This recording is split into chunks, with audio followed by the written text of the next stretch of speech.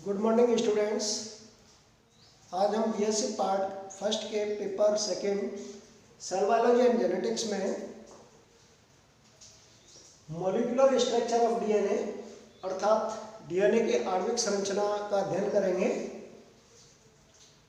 और इससे पहले का जो अपन ने वीडियो देखा था जिसमें केमिकल कंपोजिशन ऑफ डीएनए की अपन ने स्टडी की थी, तो ये उसी क्रम में नेक्स्ट जो वीडियो है इसमें जो है डीएनए की जो आणविक संरचना है उसको स्पष्ट करने के लिए जेडी वॉटसन और एफएससी क्रिक इन वैज्ञानिकों ने 1953 में एक डीएनए का मॉडल दिया था जो कि विल्किंस और फ्रैंकलिन के एक्सरे क्रिस्टलोग्राफी स्टडी पर आधारित था। और इस कारण से इन साइंटिस्ट को 1962 में नोबेल पुरस्कार से सम्मानित किया गया। ठीक है, जो मॉडल वॉटसन एवं क्रिक के द्वारा दिया गया जो कि डीएनए की मॉलिक्यूलर स्ट्रक्चर को स्पष्ट करने वाला मॉडल था, तो उसके अनुसार इसका जो संरचना अपन देखें तो उसके अकॉर्डिंग इसने बताया कि जो डीएनए होता है, इन्होंने बताया कि जो डीएनए होता है वो एक डबल हेलिकल स्ट्रक्चर होती है। डबल हेलिकल या डबल स्टैंडर्ड स्ट्रक्चर होती है। द्विकुंडलिनी संरचना होती है जिसमें कि दो कुंडलन होते हैं, डबल स्टैंड होते हैं। जैसे यहाँ पर आप देख रहे हो ये वाली जो संरचना है, ये यहाँ पर डबल स्टैंड दिखाई दे रहे हैं। ये एक ये है और दूसरा ये वाला। ये जो स्टैंड होते हैं, ये प्रत्येक जो स्टैंड होता है वो पॉलीन्यूक्लियोटाइड चेन होता है। मतलब जो न्यूक्लियोटाइड जो है उसकी बहुत सारी यूनिट्स मिलकर के पॉलीन्यूक्लियोटाइड बनाएंगे, जिसको क्या पॉलीन्यूक्लियोटाइड चेन के नाम से जाना जाएगा। और ये पॉलीन्यूक्लियोटाइड जो चेन्स होती है दोनों स्टैंड है वो एंटी पैरेलल, मतलब कैसे रन करेंगे, एंटी पैरेलल इन स्पाइरल में कुंडलित, ठीक है, सर्पिलाकार आकार में। और अराउंड एक एक्सिस होती है, एक अक्ष होती है, उसके चारों तरफ इस प्रकार से सर्पिलाकार रूप से घूमते हुए क्या आप मतलब ये रन करते हैं। जो कि ये स्टैंड होते हैं वो एंटी पैरेलल होते हैं। मीन्स एंटी पैरेलल से मतलब ये है कि एक जो है वो 3-5 डायरेक्शन में चलेगा, जैसे ये आप देख रहे हो 3-5 डायरेक्शन में, तो दूसरा जो है वो 5-3 डायरेक्शन में चलेगा। मतलब दोनों की जो डायरेक्शन होती है इन स्टैंड की वो अलग अलग होती है। एक की डायरेक्शन होगी 3-5 डायरेक्शन इस प्रकार से, ठीक है, तो दूसरे की जो डायरेक्शन होगी वो होगी 5-3 डायरेक्शन, मतलब अपोजिट डायरेक्शन में। ठीक है, अपोजिट डायरेक्शन में रन करेंगे, एंटी पैरेलल होंगे, ठीक है, जो कि एक एक्सिस होगी उसके चारों तरफ घूमते हुए इस प्रकार से स्पाइरल वे में क्या रहते हैं, अरेंज रहते हैं। अब जो ये प्रत्येक जो न्यूक्लियोटाइड स्ट्रैंड है, ईच न्यूक्लियोटाइड स्ट्रैंड जो है वो जो है उसका जो बिल्कुल बैकबोन है उसका वो बना होता है शुगर और फॉस्फेट का। और शुगर जिसके बारे में अपन ने प्रीवियस वीडियो में बात की थी कि इसके अंदर जो शुगर होती है वो कौन सी होती है, डीऑक्सीराइबोज शुगर होती है। ठीक है, और दूसरा क्या होता है, फॉस्फेट होता है। और ये जो है जो फॉस्फेट होगा, जो फॉस्फोरिक एसिड होगा, वो मेनली क्या है कि जैसे अपन ने यहाँ पर नाम लिख रहे हैं ना 3-5 डायरेक्शन या 5-3 डायरेक्शन, तो इसका मतलब ये होता है कि जो फॉस्फोरिक एसिड होता है वो क्या है कि जो शुगर के कार्बन नंबर 3 और कार्बन नंबर 5 इस पर क्या होता है, अटैच होता है। ठीक है, तो इस प्रकार से इसकी जो डायरेक्शन है अगर 3-5 डायरेक्शन में है, मतलब अटैच हो रहा है वो कार्बन नंबर 3 और कार्बन नंबर 5 पर। मतलब जो डीऑक्सीराइबोज शुगर होगी उस डीऑक्सीराइबोज शुगर के जो शुगर है इससे जो फॉस्फोरिक एसिड जो अटैच होगा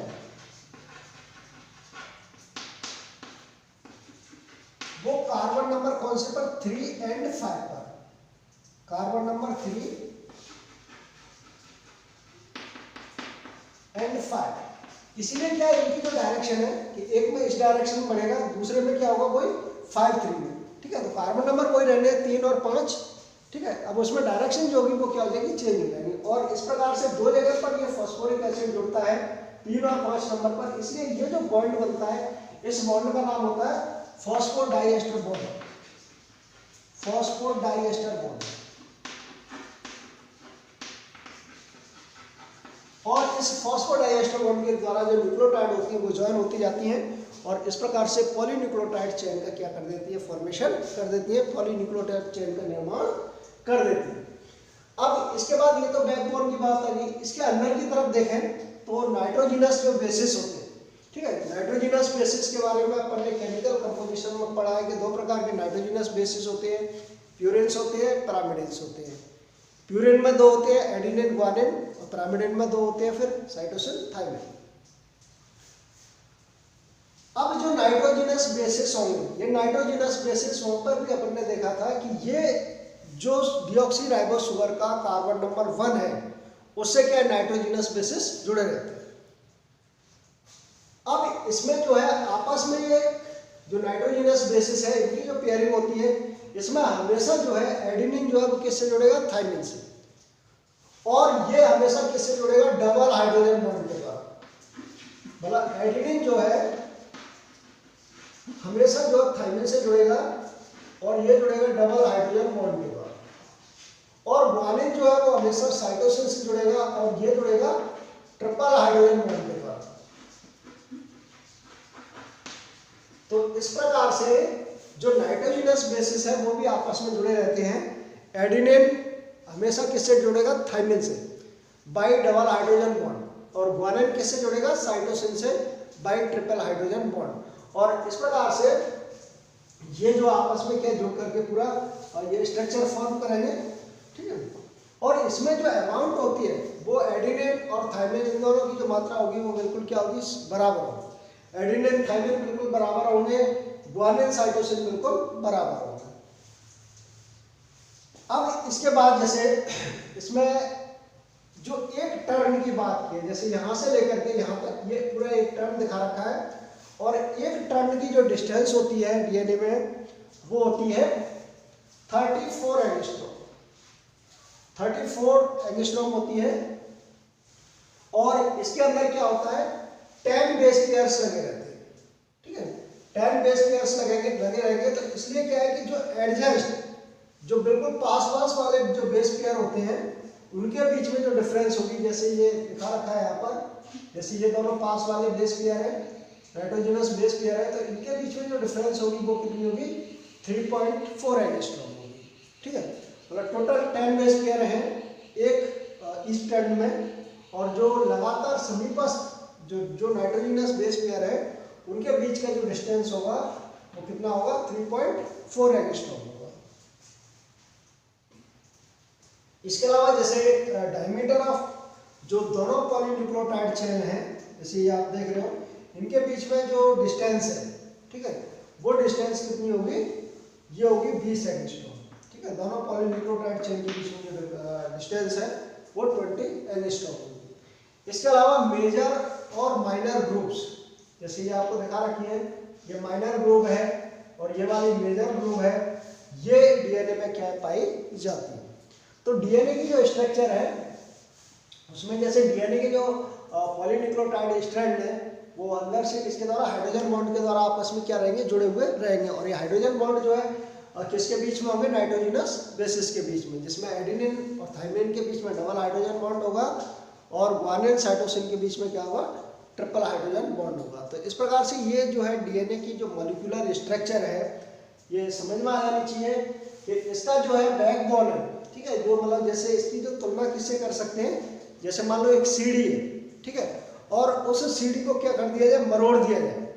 तो जो सीढ़ी के जो जैसे इस प्रकार से जो सीढ़ी के जो पाइप है, ठीक है, इस प्रकार से जैसे मान लो सीढ़ी है, तो ये वाली जो चीजें हैं, ठीक है, ये तो इसके क्या एक तरह से बैकबोन है, और ये किसके बने हुए हैं, ये बने हुए sugar plus phosphate, sugar plus phosphate, ठीक है। और बीच में जो मतलब डंडे लगे रहते हैं, जैसे डंडे लगे हुए बीच में, ये डंडे क्या है, नाइट्रोजिनस बेसिस है, नाइट्रोजिनस बेसिस है, और ये बीच में कैसे जुड़े रहेंगे, बाई हाइड्रोजन बॉन्ड्स, किसके द्वारा जुड़े रहेंगे, हाइड्रोजन बॉन्ड। और हाइड्रोजन बॉन्ड में वही डबल और ट्रिपल हाइड्रोजन बॉन्ड होते हैं, एडिनिन और थाइमिन के बीच में डबल हाइड्रोजन बॉन्ड होगा, और ग्वानिन और साइटोसिन के बीच में क्या होगा, ट्रिपल हाइड्रोजन बॉन्ड होगा। और ये दोनों क्या है, जो जिनसे ये डंडे लगे हुए हैं ये दोनों क्या हो गए, पॉलीन्यूक्लियोटाइड स्ट्रैंड हो गए, ठीक है। और इसको क्या फोल्ड कर दिया जाए, इस प्रकार से घुमा दिया जाए, तो ये एक तरह से क्या डीएनए को रिप्रेजेंट करेगा। डीएनए की जो मॉलिक्यूलर स्ट्रक्चर है उसके मतलब एक तरह से उसकी संरचना को शो करेगा, जैसा कि इस डायग्राम में दिखा रखा है, जिसमें ये दोनों स्ट्रैंड हो गए, ठीक है। और ये दोनों एक दूसरे से क्या एंटी पैरेलल क्या रन कर रहे हैं, ठीक है, प्रति समानांतर। क्योंकि एक जो है जैसे 3-5 डायरेक्शन में चल रहा है, तो दूसरा जो है वो 5-3 डायरेक्शन में चल रहा है, ठीक है। 3-5-5-3 का मतलब ये है सिंपल सीधा सा कि जो शुगर डीऑक्सीराइबोस शुगर है उसके कार्बन नंबर 3 और कार्बन नंबर 5 पर क्या होता है, जो फॉस्फेट में जुड़ता है, जिससे क्या है जो बॉन्ड बनता है उसको फॉस्फोडाइएस्टर बॉन्ड के नाम से जानते हैं, जिसके द्वारा ये पूरा बैकबोन का फॉर्मेशन होगा।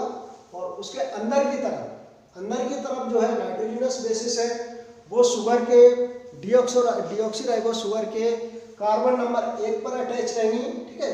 और आपस में जो नाइट्रोजनस बेसिस हैं वो अगर एडिनिन थाइमिन है तो वो डबल हाइड्रोजन बॉन्ड के द्वारा, और ग्वानिन साइटोसिन है वो ट्रिपल हाइड्रोजन बॉन्ड के द्वारा आपस में जुड़े रहेंगे। और हमेशा एडिनिन किससे जुड़ेगा, थाइमिन से, और ग्वानिन हमेशा किससे जुड़ेगा, साइटोसिन से।